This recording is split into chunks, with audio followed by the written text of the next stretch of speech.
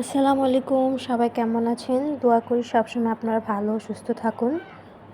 আলহামদুলিল্লাহ, আল্লাহর অশেষ রহমতে আমি ভালো ও সুস্থ আছি। তো এটা হচ্ছে ফজরের পরের ভিডিও, সকাল সকাল। আর এদিকে যেহেতু সকাল সকাল মানুষ ঘুম থেকে উঠে যায়, তো সকাল সকাল তো হাঁস মুরগিও উঠানেই থাকবে স্বাভাবিক। এ তো আমাদের দোতলা ঘরে এখানে যখন চাষবাস করা হয়, ধান চাল সব এই ঘরেই রাখা হয়। এই তো রাজহাঁসগুলা।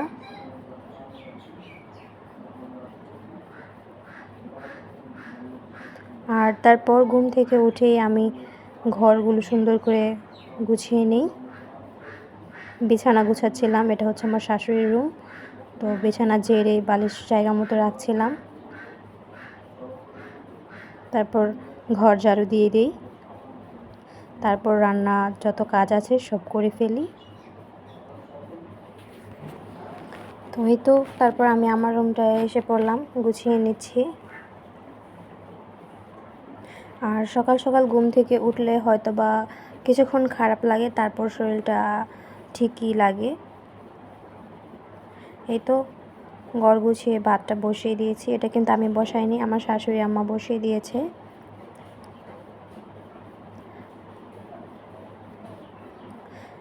আর এই তো তখন প্রায় 7:30 বেজে গিয়েছিল। তো আমার প্রচুর ক্ষুধা লেগে গিয়েছে, তো একটা মিষ্টি খেয়েছিলাম। আর ডিমটা সিদ্ধ দিব যেহেতু, তো ফ্রিজ থেকে ডিম আনতে গিয়ে মিষ্টিটা নিয়ে এসেছি। ওই তো থালা বাসন এগুলো সব এখন গুছিয়ে বাইরে ধুতে নিয়ে যাব। আর বর্তমানে দেশের যে পরিস্থিতি, চারদিকে শুধু শুনতে পাচ্ছি ডাকাত আর ডাকাত। তো আলহামদুলিল্লাহ আমাদের গ্রামে বা আমাদের এরিয়াতে এরকম এমন কিছুই হয়নি এখনও।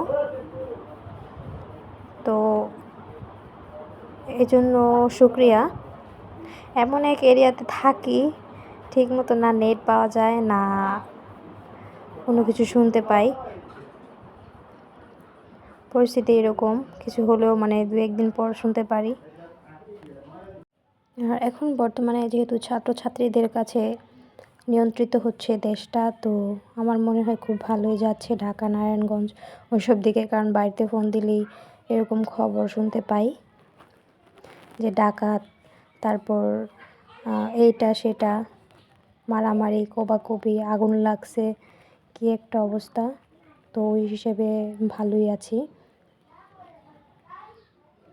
তো এই তো মাছগুলো ভেজে নিলাম, তারপর একটু পেঁয়াজ দিয়ে এগুলো ভুনা করে নেব। রান্নার কাজটা শেষ করে নিচ্ছি। তো ততক্ষণে চুলা থেকে ভাত নামিয়ে নিয়েছি। তারপর ডিম যেটা সিদ্ধ দিয়েছিলাম সেটা ছিলে আবার খেয়ে নেব।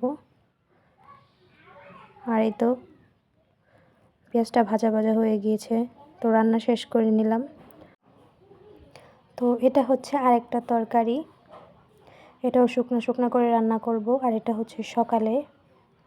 তারপর মুরগির গোশত ভেজিয়ে রেখেছিলাম, এটাও পরে রান্না করব। আর এখানে যেহেতু সব জায়গায় আদা রসুন ইউজ করে না, শুধু গোশততে আদা রসুন ইউজ করে, তাই আদা রসুন বাটাটাও নামিয়ে রেখেছিলাম।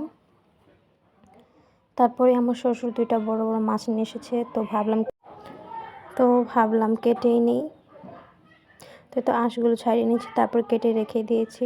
তো বিকালের সময় তো ওই যে চাল করতেছে, তো এটা আগের ব্লগ ভিডিওতে আমি শেয়ার করেছিলাম। তো এই চালকুটা থেকে পিঠা বানিয়ে দিয়ে গিয়েছে আমার মেজো আপা।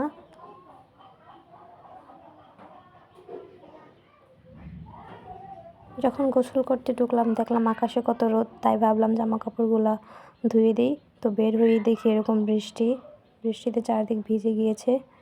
তো কিছু করার নেই, তো এখন জামা কাপড়গুলো শুকাতে দিচ্ছি। যতটুকু শুকায়, যদি না শুকায় তারপর রুমে এনে দিয়ে দেব, কিছুই করার নাই।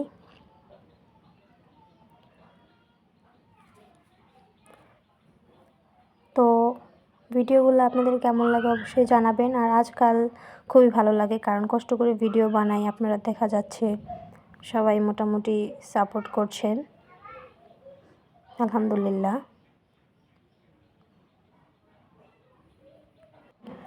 আর আমরা প্রথমেই অনেকেই মনে করি শ্বশুরবাড়ি না জানি কী হয় সবার ক্ষেত্রে এরকম হয়, কারণ নতুন জায়গা নতুন পরিস্থিতি সব কিছু মানিয়ে নিতে একটু সময় লাগে। আর এখন আমার ভালো লাগে আমার শ্বশুরবাড়িতে, খারাপ লাগে না, কারণ অভ্যস্ত হয়ে গিয়েছি কখন কোনটা করতে হবে এখন বুঝে গিয়েছি। আর এই তো সেই চালকুটা দিয়ে তালের পিঠা মেজো আমার হাতে দিয়ে গিয়েছে, তো এই সময় নাকি পিঠা খেতে হয়। আর আমরা অনেকেই বলি যে শ্বশুরবাড়ি আর বাবার বাড়ি, আসলে এটা সত্য। কিন্তু শ্বশুরবাড়িকে যদি নিজের মন মতো করে গুছিয়ে নেওয়া যায় তাহলে হয়তো বা বেশি শান্তি না পেলেও কিছু কিছু শান্তি পাওয়া যায়। কারণ এটা এমন একটা জায়গা, প্রথমে কাউকে কেউ চিনে না, হঠাৎ করে হুট করে একটা মানুষ, পরিস্থিতির সাথে মানিয়ে নিতেও অনেকটাই সময় লেগে যায়। তো যখন নতুন নতুন মানুষ আসে মনে হয় কি একটা সাগরের মধ্যে পড়ে গেলাম, তারপর আবার এটাকে কাটিয়ে উঠতে যখন পুরাতন হয়ে যায় তখন এই সাগরকেই মনে হয় একটা ছোট্ট পুকুর বা দিঘি। তো এই তো আমার শাশুড়ি এখানে চিচিঙ্গা গাছ লাগিয়েছিল, সেটাই আলহামদুলিল্লাহ অনেক চিচিঙ্গাই হয়েছে, আমরা খেয়েছি।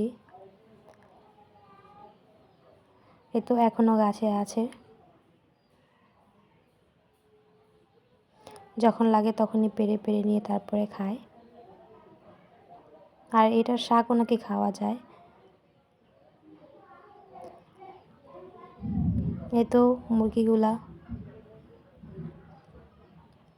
আর সন্ধ্যার টাইম যেহেতু এখন মুরগি হাঁস যেগুলো আছে যে যার মতো খোয়ারে চলে আসবে। আর এই তো হাঁসগুলা, এটা হচ্ছে আমার ননদের হাঁস, ও প্রচুর হাঁস মুরগি পছন্দ করে, ফুল গাছ এগুলা ওরই, ও এগুলা পছন্দ করে, তাই এগুলা ওর ভালো লাগে দেখে ও যত্ন করে। তো ভিডিওটা কেমন লেগেছে অবশ্যই জানাবেন।